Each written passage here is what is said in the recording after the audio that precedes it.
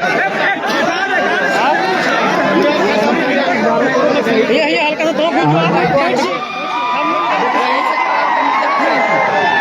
झारखंड के सबसे प्राचीन जिला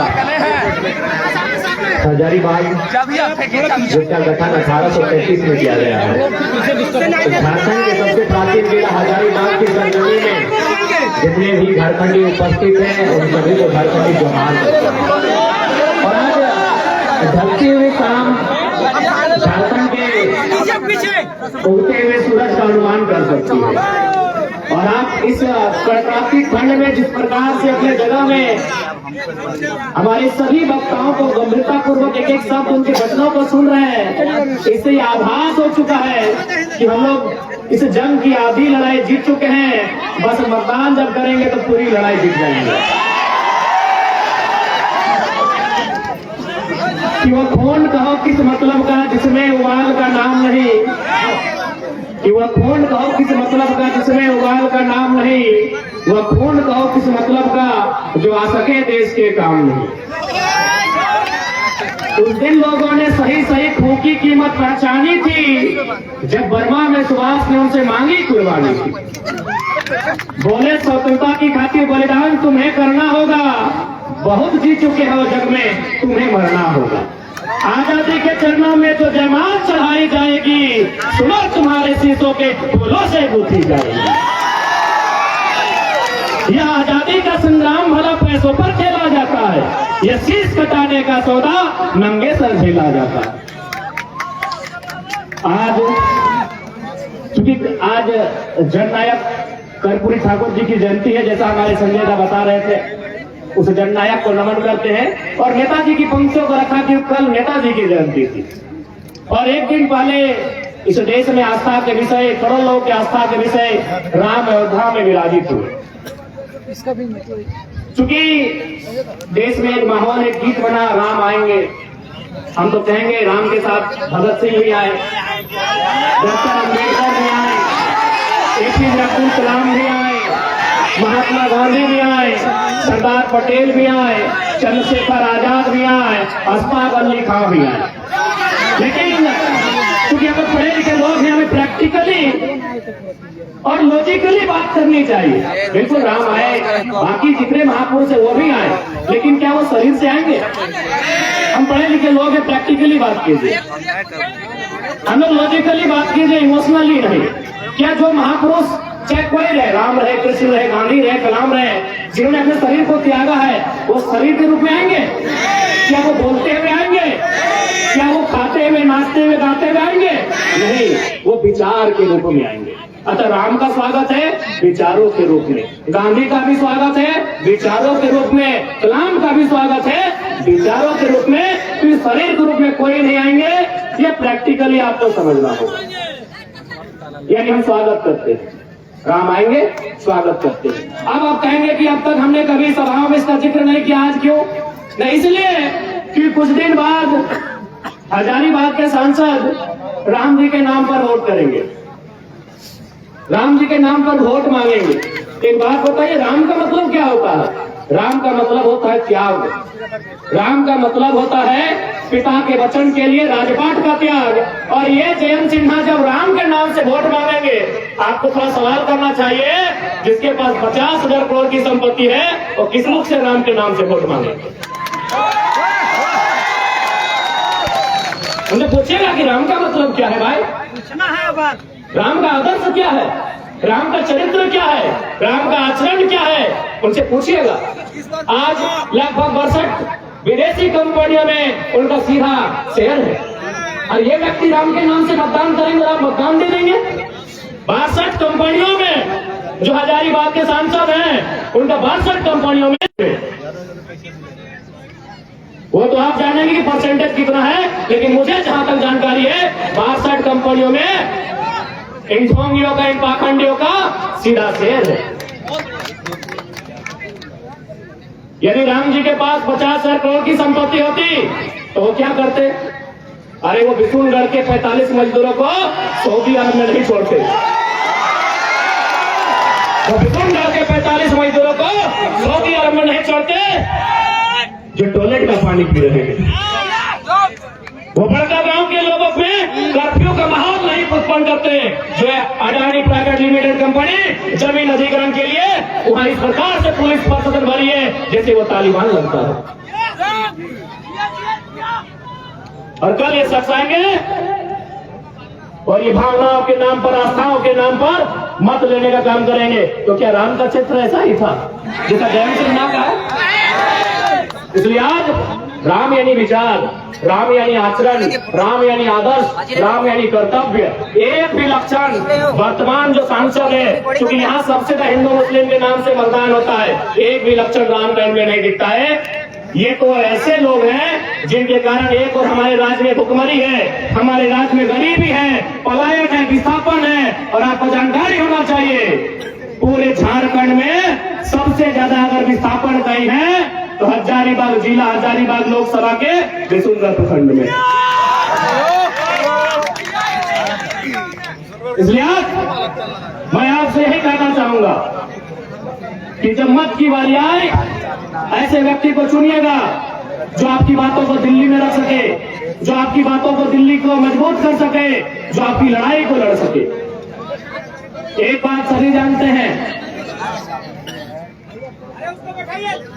चाहे मीडिया के कर्मी हो या प्रशासन के लोग कर्मचारी हो, हर कोई यहाँ अपने जीवन में चाहता है कुछ संपत्ति का अर्जन करके चले जाए। लेकिन आपको जानकारी होनी चाहिए, आज जिस प्रकार से झारखंड का माहौल बना है, कहीं सड़क चौड़ीकरण के नाम पे, कहीं डैम के नाम में, कहीं तालाब के नाम में, कहीं माइंस के नाम में, कहीं फैक्ट्री स्थापित करने के नाम में हमारी जमीनें कौड़ी के भाव ले रहे हैं। यदि आज हमारे पास दिल्ली में शख्स नहीं होगा जो हमारे लिए लड़ सके, तो आने वाले दिन ऐसा होगा कि झारखंड एक खंडहर के रूप में होगा, हम और आप केवल तमाशा देखेंगे। मैं आपके माननीय सांसद की एक करतूत सुनाता हूँ। करतूत और कारनामा में फर्क होता है, जैसे क्लेवर और कनिंग होने में फर्क होता है। दोनों का मतलब चालाक होता है, लेकिन एक का मतलब धूर्त होता है। तो मैं इनकी एक करतूत आपको सुना रहा हूँ। आपके जो यशस्वी नरेंद्र मोदी जी के नाम पर ये वोट लेंगे, माननीय जयंत सिन्हा इनका बाप भी सांसद रह चुके, अपना बेटा को बनाने की तैयारी में है। राजरप्पा में प्रोजेक्ट आया था, आज समझिए कि किस प्रकार झारखंड को खोखला किया जा रहा है, किस प्रकार हमारी बुनियादी ढांचे को बर्बाद किया जा रहा है, किस प्रकार हमारे रोजी रोजगार को प्रदेशों के हाथों बेचा जा रहा है। वहाँ एक प्रोजेक्ट आया था, चूंकि सांसद हैं, दिल्ली से टीम आई थी, तो सांसद की एक कुर्सी लगी हुई थी। सांसद महोदय कुर्सी में बैठते हैं, अंदर जो दिल्ली की टीम आई थी, 5 सदस्य या 7 सदस्य टीम थी, उनसे पूछा सांसद महोदय ने, यशस्वी सांसद, आपके लोकप्रिय सांसद, आपके धर्मात्मा सांसद, अब भाई राम के नाम से वोट मांगते तो धर्मात्मा ही होंगे, और आपने दिया है। इस धर्मात्मा सांसद ने पूछा कि ये प्रोजेक्ट कितने में कंप्लीट हो सकता है? बोला सर हार्डली 15 से 20 करोड़ में पूरा हो जाएगा। इस धर्मात्मा, आपके लिए धर्मात्मा, हमारे लिए कहीं ना कहीं ये मानव के रूप में छुपे दानव है। इसने कहा इसको 250 करोड़ बनाइए। आप पता कर लीजिएगा, राजरप्पा प्रोजेक्ट वहां 15 करोड़ में ये योजना थी, इन्होंने कहा इसको 250 करोड़ बनाइए। यानी जो योजना 15 करोड़ में हो सकती थी, 250 करोड़ किसके लिए? अपने लिए, अपनी पत्नी के लिए, अपनी साली के लिए, अपनी सौभाग्य के लिए।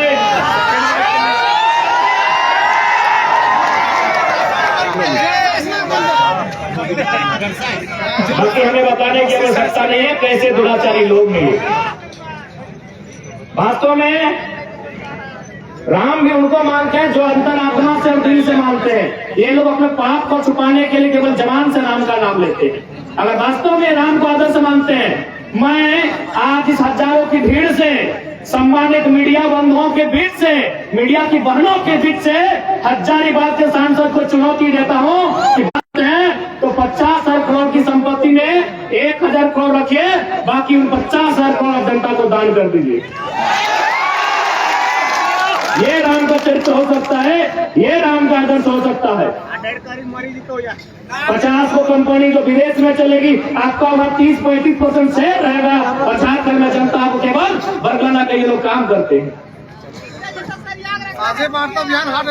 आज झारखंड गरीब नहीं है मेरे साथियों, मेरी माताओं, मेरे बहनों, मेरे बुद्धिजीवी अभिभावकों, इस झारखंड को गरीब बनाया जाता है। झारखंड नहीं है गरीब। इस राज्य को जानबूझ के ये लोग बर्बाद करने पर तुले हैं और ये हमारा और आपका कर्तव्य बनता है कि इस राज्य की उन्नति कैसे हो, इस राज्य का हितार्थ कैसे हो, इस राज्य को बचाया कैसे जाए और इस राज्य को अव्वल दर्जे का राज्य बनाया कैसे। क्योंकि अगर हम स्थानीयता के मुद्दे से आए थे और यदि हम लोग स्थानीयता की बात नहीं करें तो शायद बेईमानी होगी। आज बहुत सारे लोग और साथ साथ राम जी ने तो हमारे 1932 के खतियान को भी मजबूत किया है। राम जी ने हमारे 1932 के खतियान को भी मजबूत किया है। अब आप बोलेंगे कैसे? राम जी का विवाद कब का है? 1528 का है। समाधान कब हुआ? 21वीं सदी में। समाधान किन्होंने करवाया? लोकतंत्र ने। लोकतंत्र ने। तो भाई जब मुगलों के काल की समस्या का समाधान लोकतंत्र में हो सकता है तो हम तो अंग्रेजों की काल की समस्या का समाधान मांग रहे हैं। हम तो अंग्रेजों की काल की समस्या का समाधान मांग रहे हैं। तो राम जी ने तो तमाम विस्थापितों को मजबूती दिया है, तमाम विस्थापितों को जिनका जमीन 50 साल पहले टाटा ने लिया है, डीवीसी ने लिया है, वेदांता ने लिया है, सीसीएल ने लिया है, बीसीसीएल ने लिया है, ईसीएल ने लिया है, एचईसी ने लिया है, हिंडाल्को ने लिया है, मगध आम्रपाली एनटीपीसी ने लिया है, 50 साल पहले लिया है। जब राम जी की समस्या का समाधान 500 साल बाद यही लोकतंत्र का बुनियादी, यही लोकतंत्र का सर्वोच्च न्यायालय करता है, तो 50 साल पहले जो हमारा जमीन अधिग्रहण हुआ है विकास के नाम पे, जो आज खाली पड़ा है, जो टाटा के कब्जे में है, कहीं एचईसी के कब्जे में है, कहीं हिंडाल्को के कब्जे में है, कहीं एनटीपीसी कब्जे में है, तो क्या हमारा भी अधिकार नहीं बनता है कि लोकतंत्र उसका समाधान करे? बनता है कि नहीं बनता है भाई? हमारे भी बाप ने मात्र 50 साल पहले जमीन लिया है, एनटीपीसी को दिया है कोयला खोदने के लिए, मगध आम्रपाली को दिया है, टंडवा में दिया है, पिपरवार में दिया है, राय बचरा में दिया है, बड़का गांव में दिया है, गोंदलपुरा में देने वाले हैं, लेने वाले हैं। वो कर्फ्यू का माहौल है, यही किशुनगढ़ में कोणार्क डैम के माध्यम से दिए हैं। तो हमें भी इस लोकतंत्र में उतनी ही आस्था है। तो हमारी भी जमीनें, क्योंकि भारत का कानून भी कहता है यदि किसी कंपनी ने, किसी फैक्ट्री ने आपसे जमीन अधिग्रहण किया है और उस जमीन पर अगर कोई काम नहीं हो रहा है तो बाकायदा राज्य सरकार को चाहिए वो जमीनें रैयत को वापस करना चाहिए। तो लोग कहते हैं भाई अंग्रेजों के काल का है, हमने तो बता दिया मुगल काल की समस्या का समाधान लोकतंत्र के माध्यम से हुआ। आप एक बात बताइए, जो लोग कहते हैं कि अंग्रेजों की काल की समस्या है, अंग्रेजों का कानून है, तो भारत के बुद्धिजीवी लोग बताए तो कि भारत का क्या है? भारत के लोग हमें बताएं, हम लोग थोड़ा कम पढ़े लिखे नौजवान हैं, अभी पढ़ाई लिखाई करी नहीं। भारत का है क्या? अरे भारत की प्रस्तावना फ्रांस से, भारत का मौलिक अधिकार संयुक्त राज्य अमेरिका से, भारत का नीति नेतृत्व आयरलैंड से, भारत के मौलिक कर्तव्य रसिया से, भारत का राष्ट्रपति संयुक्त राज्य अमेरिका से, भारत की सांसद ब्रिटेन से, भारत का संघीय ढांचा कनाडा से, भारत का आपातकाल जर्मनी से, भारत की संबंधित सूची ऑस्ट्रेलिया से। तो 1932 अंग्रेजों कहने चलेगा ये व्यवस्थाएं अंग्रेजों की, ये व्यवस्थाएं अंग्रेजों की। अच्छा एक बात बताइए, हजारीबाग में अभी डीसी है ना? डीसी मतलब समझते हैं कलेक्टर? अच्छा एक बात बताइए, कलेक्टर का मतलब क्या होता है? कलेक्टर शब्द कहाँ से आया? कलेक्टर शब्द आया कलेक्ट से। कलेक्ट में क्या होता है? कलेक्ट करना, कोनो चीज इकट्ठा करना, जमा करना। तो भाई ये कलेक्टर लोग अंग्रेज के टाइम क्या करते थे? कलेक्ट करते थे, व्यापारियों से, किसानों से लगान कलेक्ट करते थे, खजाना कलेक्ट करते थे, इसीलिए इन्हें कलेक्टर की उपाधि दी गई थी। अब क्या हुआ, एक प्रमंडल चूंकि हजारीबाग में है, वहां आता है डिविजनल कमिश्नर। डिविजनल कमिश्नर समझते हैं ना, यानी प्रमंडल के आयोग। कमिश्नर का मतलब क्या होता है? यानी कलेक्टर जो पैसा, जो खजाना, जो धान चार सोना चांदी कलेक्ट करके ले जाते थे, उस पैसे को सुरक्षित अंग्रेजों तक, ब्रिटेन तक कमीशन लेके जो कमिश्नर करते थे। कमीशन कहां से आया? कमिश्नर शब्द कमीशन से आया है। तो भाई अंग्रेजों का कलेक्टर चल रहा है, अंग्रेजों का कमिश्नर चल रहा है, पहाड़ में, यहाँ के पर्वत में, यहाँ के पठार में, यहाँ के जंगल में, यहाँ के नदी में। नदी में नहीं समझे क्या? अरे दामोदर नदी को भी लोग चेंज करना चाहता था। ये पैसे के लालची लोग, चूंकि दामोदर नदी के नीचे मैक्सिमम कोयला है, ये लोग दामोदर नदी के बहाव को बदलना चाहता था। यानी यहाँ के पहाड़ में खनिज, यहाँ के नदी में खनिज, यहाँ के नालों में खनिज, इसीलिए जानबूझ के झारखंड की व्यवस्था को चौपट किया गया है। अब आप कहेंगे कैसे? चूंकि हजारीबाग को मैंने अक्सर कहा है, ये एजुकेशन हब है, शैक्षणिक राजधानी है। अगर रांची राजधानी, दुमका उपराजधानी, कोडरमा अफराक राजधानी, धनबाद कोयला राजधानी, जमशेदपुर स्टील राजधानी, तो हजारीबाग शैक्षणिक राजधानी है। आप कैसे व्यवस्था को यहाँ का नेस्तनाबूद?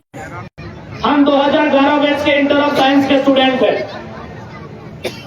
हो सके कोई 12 वाले होंगे, कोई 13 वाले होंगे, कोई 10 वाले होंगे, कोई 9 वाले होंगे। ईमानदारी से बताइए, उस समय इंटर का रिजल्ट क्या होता था?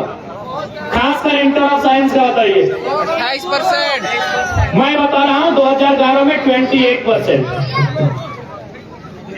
गंभीरतापूर्वक सुनिएगा कि कैसे एक सिस्टम काम कर रहा है जो झारखंड को दिन प्रतिदिन खोखला कर रहा है।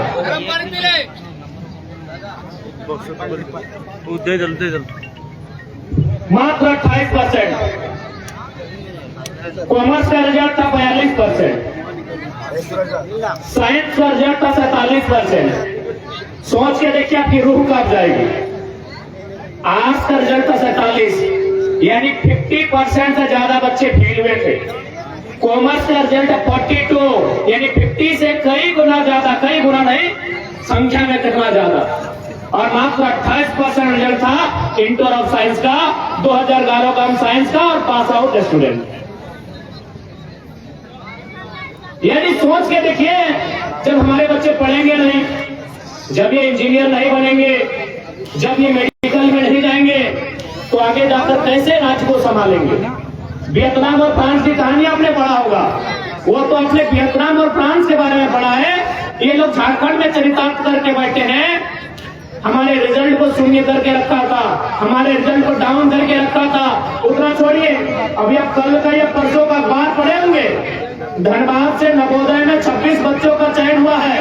हमको लगता है 20 बच्चे बिहार के। यानी आपके बच्चे, नवोदय का मतलब आप भी जानते हैं। हर फैमिली का ड्रीम होता है कि अपना बच्चा को नवोदय भेजे, अपना बच्चा को सैनिक स्कूल भेजे, क्योंकि बाकी स्कूल में खिचड़ी के अलावा ठीक कुछ नहीं मिलता है। नेतरहाट, अच्छा माफी चाहेंगे, नेतरहाट है ना मिथिलेश दा? आप जितने भी नौजवान यहाँ बैठे हैं, आपके घर में बेटा या बेटी जब जन्म लेती है और आप पहला प्रयास यही करते हैं कि अपना बच्चा को नेतरहाट भेजेंगे, सैनिक स्कूल में भेजेंगे। तमन्ना होती है कि नहीं? लेकिन वहां भी बाहर के लोगों का कब्जा है। हमारे बच्चे कहाँ मिलेंगे? जहाँ स्कूल का ड्रेस कभी पीला कभी हरा होगा वहां मिलेंगे, और जहाँ खिचड़ी 2-3 वैरायटी में मिलेगी वहां मिलेंगे। जहाँ गुणवत्तापूर्ण शिक्षा मिलेगी, नेतरहाट जैसे संस्थान में, सैनिक कॉलेज जैसे संस्थान में, नवोदय जैसे संस्थान में, वहां भी यूपी बिहार के लोगों का कब्जा है। ये गलत है कि नहीं, आप बताइए। अरे भाई, लोग बोलते हैं कि आप बाहरी बिक्री करते हैं। हम लोग नफरत नहीं बांटते हैं, आप हमसे नफरत करते हैं कि हमें जानबूझकर फेल करते हैं, आप हमें मौका नहीं देते हैं। एक बात बताइए, यही बगल में विनोबा भावे यूनिवर्सिटी है, कि हमने कभी गेट पर जाकर यह कहा कि एचओडी सर वो जाए, आप राजस्थान से चले जाएं, आप बिहार से चले जाएं, क्या हमने कहा?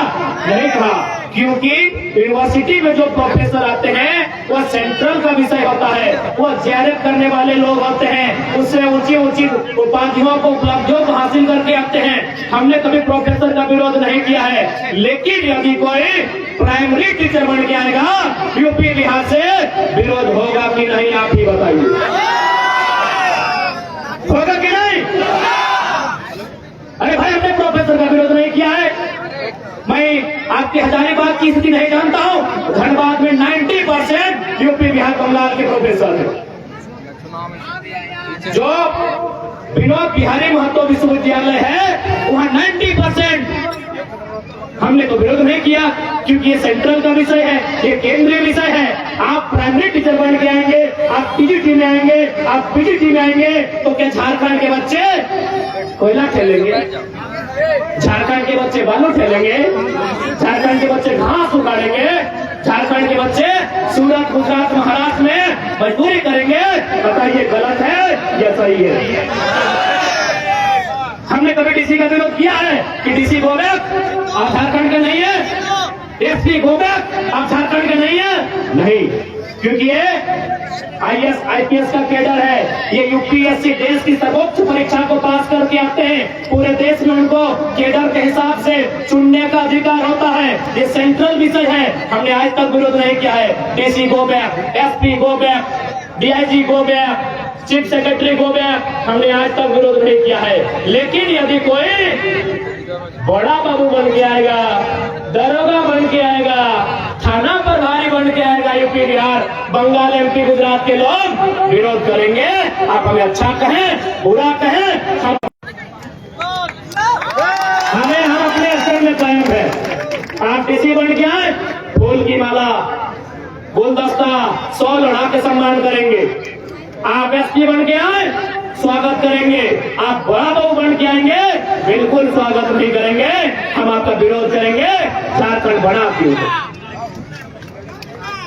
झारखंड बड़ा क्यों है? आप बताइए इस बात को। इसलिए आज हर एक नौजवान को इस बात को समझना होगा। यूं तो हम लोग ने सोचा था कि हम लोग विधानसभा का चुनाव लड़ेंगे और हमने सोचा था कि लोकसभा में मनोज दा, संजय दा होंगे, मोती दा होंगे। हमने सोचा था कि हम तो विधानसभा राज्य की चुनाव को लड़ेंगे।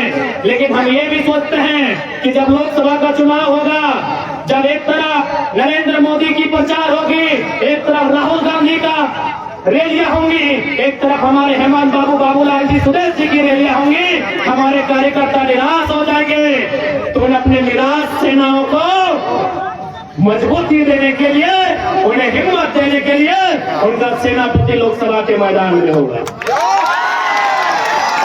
हमारी कोई इच्छा नहीं कि लोकसभा चुनाव लड़ने की। हम तो राज्य के मुद्दों के साथ यहाँ आए हैं।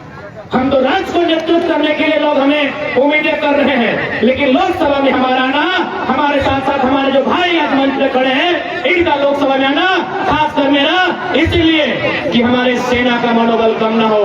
जब सामने सुदेश जी आए, बाबूलाल जी आए, हेमंत जी आए, तो उनके सामने उनका बेटा, उनका सेना नायक झुमरा और पारसनाथ के बीच का टाइगर भी होना चाहिए। हमें पूरा विश्वास है।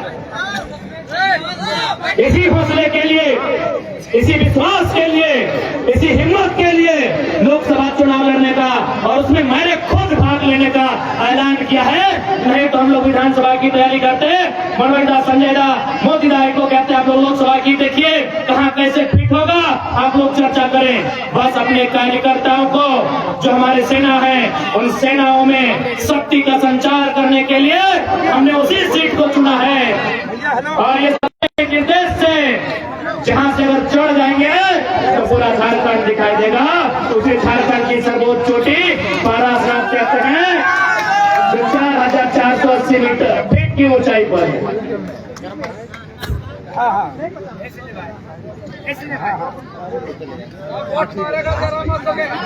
इसलिए आज बड़का गांव की बात कीजिए।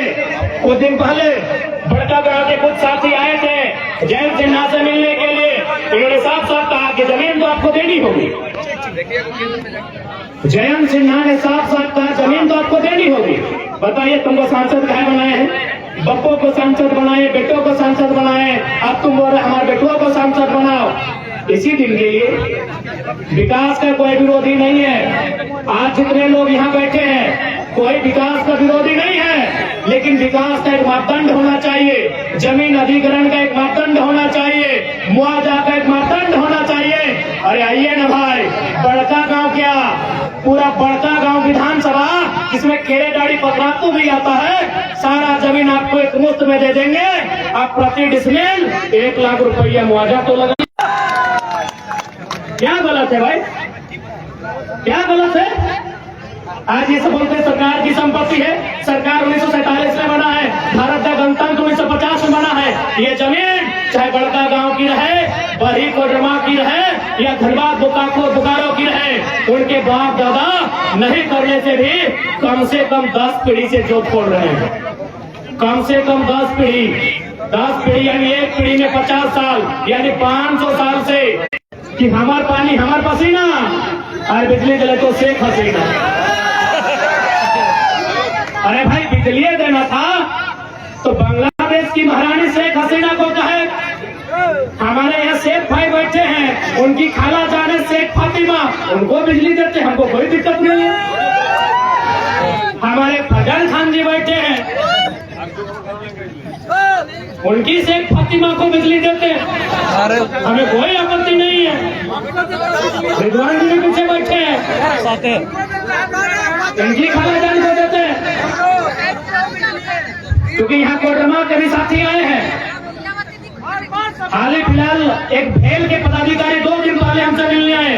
उन्होंने कहा कि KTPS में 1000 मेगावाट बिजली का सृजन हो रहा है, 500 मेगावाट दिल्ली को जाएगा, 300 मेगावाट पश्चिम बंगाल को जाएगा और 200 मेगावाट झारखंड को मिलेगा। दिल्ली में सवाल पूछने वाला कोई माइकल लाल नहीं है। कहे दिल्ली भाई, कर की दिल्ली, जमीन हमारी, जल हमारा, परिश्रम हमारा, श्रम हमारा, तो पहले हमें मिलना चाहिए, चाहे जिसको दीजिए, हमें आपत्ति नहीं है। 1000 मेगावाट में 500 मेगावाट झारखंड को मिलना था, लेकिन यहाँ उल्टा होता है, दिल्ली को 500 मेगावाट मिलेगा। अरे हम तो आपको केवल एक छोटी सी नौकरी के चलते देखते हैं कि बाहरी बिक्री हो रहा है। कभी बड़ा अपने दिमाग को बड़ा उठाइए, बड़ी बड़ी चीजों को देखिए, आपको पता चलेगा। हजारीबाग में मैक्सिमम ग्रामीण होटल है। अरे हजारीबाग में टाउन का होटल कहाँ है? सदर में। बरही ग्रामीण, मांडू ग्रामीण, रामगढ़ ग्रामीण, बड़का गांव ग्रामीण, और 20-25 साल से ये लोग बाप बेटा कब्जा करके रखा है। कहीं ना कहीं लीडरशिप मर चुकी है झारखंड, लीडरशिप मर चुकी है झारखंड की। इसलिए लीडरशिप तैयार कीजिए। अगर आप लीडरशिप तैयार नहीं करेंगे तो आज जो दुर्दशा है 20 साल बाद इसकी दुगनी होगी मेरे साथियों। इसलिए मैं आपसे आग्रह करूंगा, मैं आपसे निवेदन करूंगा, लीडरशिप बढ़ाइए। आप लीडरशिप नहीं बढ़ाते हैं, इसीलिए ब्लॉक में जाकर झारखंडी लोग चमचागिरी करते हैं। आप लीडरशिप नहीं बनाते हैं, इसलिए चमचागिरी करते हैं। अब एक बच्चों को लड़का लोग आया है, आप लोग बोल रहे टाइगर वा तो नेता बनतो, मनजवा नेता बनतो, संजय नेता बनतो, मोतिया नेता बनतो, फकेटवा नेता बनतो, रिजौनवा नेता बनतो।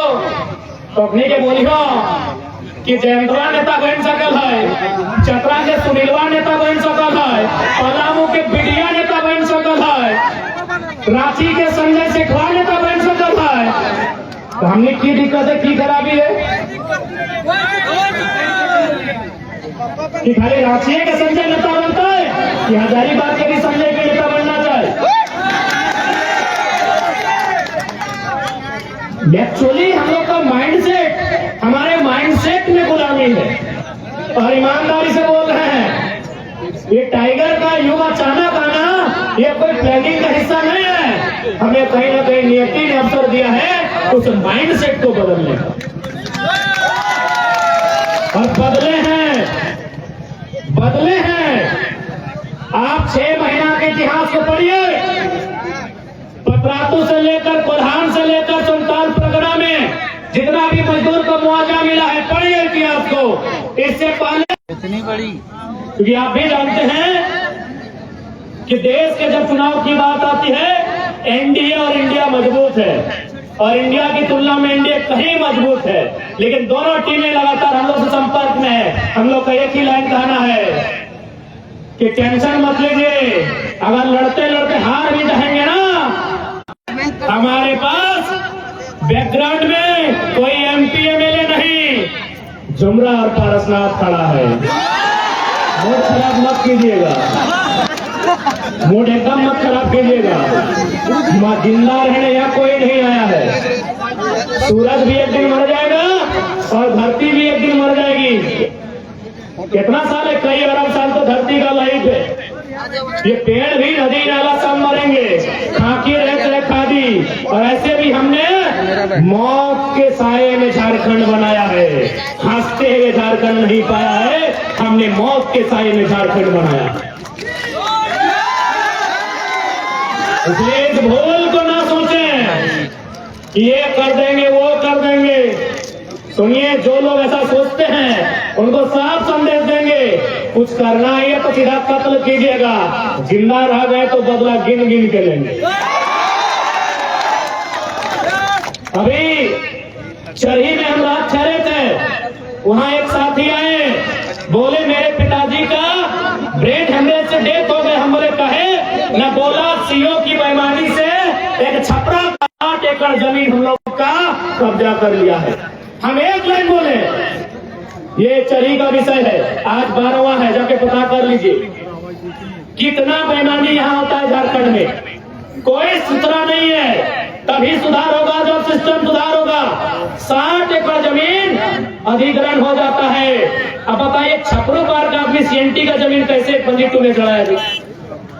वो आदमी ब्रेन हेमरेज से सोच सोच के मर जाता है। हम एक ही लाइन बोले, जिस जमीन के कारण बाप का जान गया है, अगर वास्तव में उसी बाप का खून बहता है तो जिसने कब्जा किया है चैन से नहीं रहना चाहिए, चैन से नहीं रहना चाहिए। बाप ऐसे तो मरे, अगर नहीं रहे तो बाप का हुआ सोच जिंदा रहना चाहिए। बाप भी जानता है कि जो जमीन है ये अचल संपत्ति है, दुनिया में सारी संपत्ति खत्म हो जाएगी, ये मोबाइल, ये पैसा कौड़ी, लेकिन अगर कहीं से इंसान की जरूरत पूरी होगी, अनाज से होगी, और खेत में उगाया जाता है। बताइए क्या अन्याय होता है हमारे साथ। वीडियो की मिली भगत, सीओ की मिली भगत। एक आदमी, ये मामूली घटना नहीं है, ये तो अंग्रेजों से भी काला कानून है, ये तो अंग्रेजों से भी क्रूर व्यवस्था है कि एक आदमी अपनी ब्रेन हेमरेज से जान चला जाता है उसका जमीन जाने के कारण। अखबारों ने पता किए चली में जाके एक छपरा का आदमी इन्हें 60 एकड़ जमीन अधिग्रहण करता है, खुद गट्टी खत्म हो जाएगा, उनका नजर जमीन में होगा। इसीलिए दिल्ली की जब बात आती है, हम लोग दिल्ली में सबसे पहले भूमि अधिग्रहण कानून और वन अधिकार कानून इनको दायरे में रखेंगे कि बिना ग्राम सभा के किसी प्रकार का कोई अधिग्रहण नहीं किया जाएगा।